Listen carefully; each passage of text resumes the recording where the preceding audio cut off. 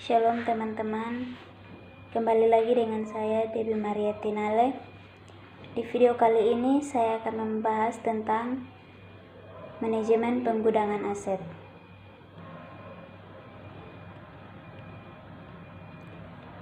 Manajemen penggunaan. Jelas, gudang berpengaruh besar terhadap perusahaan, bahkan tanpa gudang belanja dan produksi barang, berapapun akan sulit dikendalikan. Pengendalian dan pengaturan barang inilah yang menjadi sebab mengapa manajemen penggunaan harus dilakukan dengan baik. Pengendalian barang dalam perusahaan amatlah penting, lebih-lebih jika perusahaan berskala besar. Tidak mungkin bila Anda sebagai manajer bisa mengendalikan dan memantau barang di gudang sendiri. Jika kita amati, memang setiap perusahaan memiliki gudang dan ada satu divisi yang difungsikan untuk mengelolanya.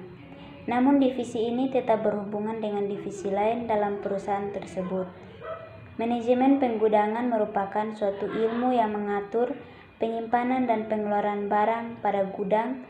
Dalam pelaksanaannya, manajemen ini merupakan proses dalam pengaturan dan pengawasan barang yang masuk di gudang dan barang yang keluar dari gudang. Tentu saja hal ini harus dilakukan secara teliti dan tepat. Barang yang masuk di gudang merupakan aktiva lancar dalam perusahaan yang digunakan untuk berproduksi setelah diolah menjadi barang jadi. Manajemen penggunaan sendiri bisa dilakukan oleh satu divisi yang memiliki tugas tertentu.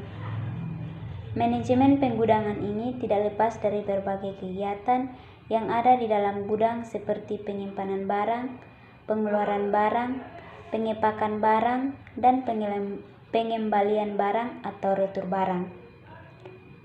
Saat proses membeli bahan baku, proses penyimpanan barang dilakukan di gudang dengan pencatatan administrasi tertentu. Pengeluaran barang di gudang meliputi pengeluaran bahan baku untuk proses produksi, pengeluaran barang setengah jadi untuk diproduksi kembali, dan juga pengeluaran barang yang telah diproduksi untuk dipasarkan. Kadang manajemen penggunaan ini juga meliputi pengemasan terhadap produk yang telah diproduksi sebelum dipasarkan pada konsumen. Semua aktivitas tersebut saling berkaitan dan tidak akan putus selama perusahaan tetap berproduksi. Manajemen penggunaan ini tidak lepas dari berbagai kegiatan yang ada di dalam gudang seperti penyimpanan barang, pengeluaran barang, pengepakan barang, dan pengembalian barang atau retur barang. Saat perusahaan membeli bahan baku, proses penyimpanan barang dilakukan di gudang dengan pencatatan administrasi tertentu. Pengeluaran barang di gudang meliputi pengeluaran bahan baku untuk proses produksi, pengeluaran barang setengah jadi untuk diproduksi kembali, dan juga pengeluaran barang yang telah diproduksi untuk dipasarkan. Kadang manajemen penggunaan ini juga meliputi pengemasan terhadap produk yang telah diproduksi sebelum dipasarkan pada konsumen. Semua aktivitas tersebut saling berkaitan dan tidak akan putus selama perusahaan tetap berproduksi.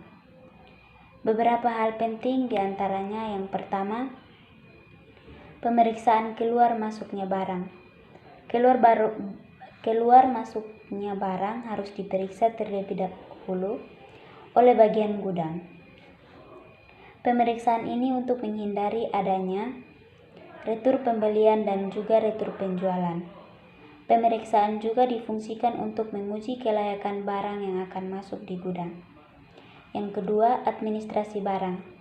Manajemen pergudangan juga meliputi administrasi yang melibatkan keluar masuknya barang dan juga retur barang.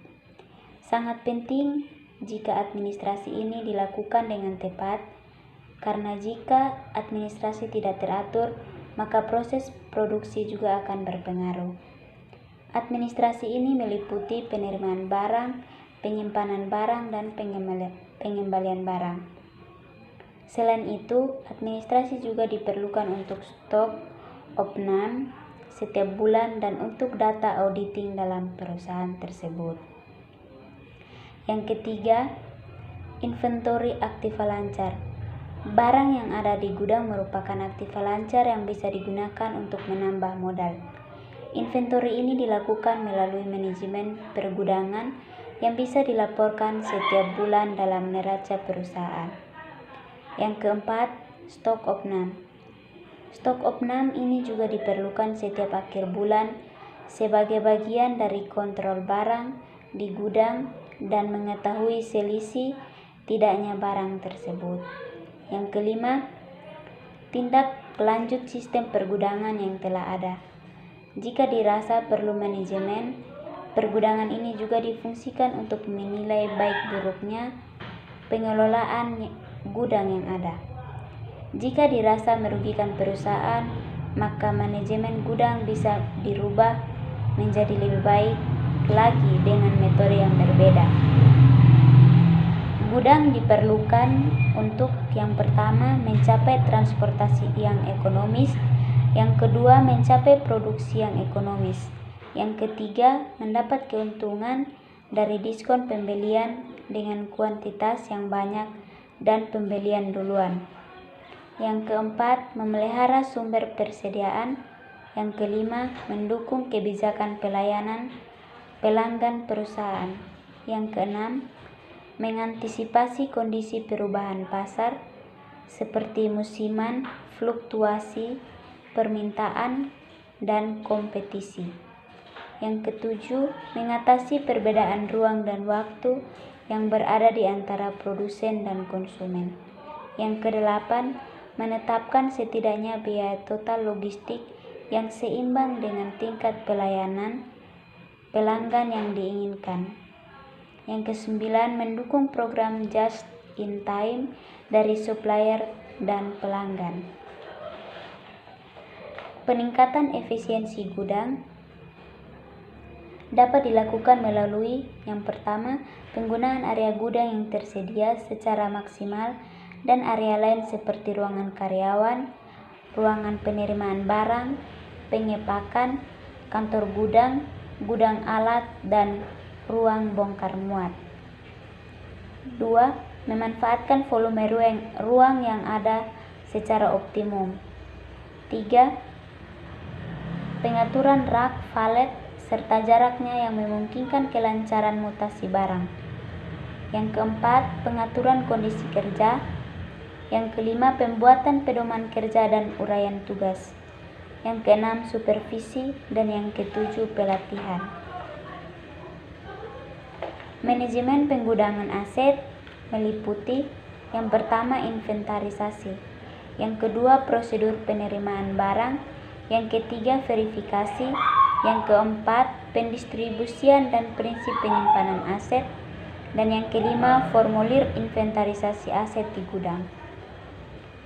Inventarisasi aset adalah serangkaian kegiatan untuk melakukan pendataan, pencatatan, pelaporan hasil pendataan aset, dan mendokumentasikannya baik aset berwujud maupun aset tidak berwujud pada suatu waktu tertentu.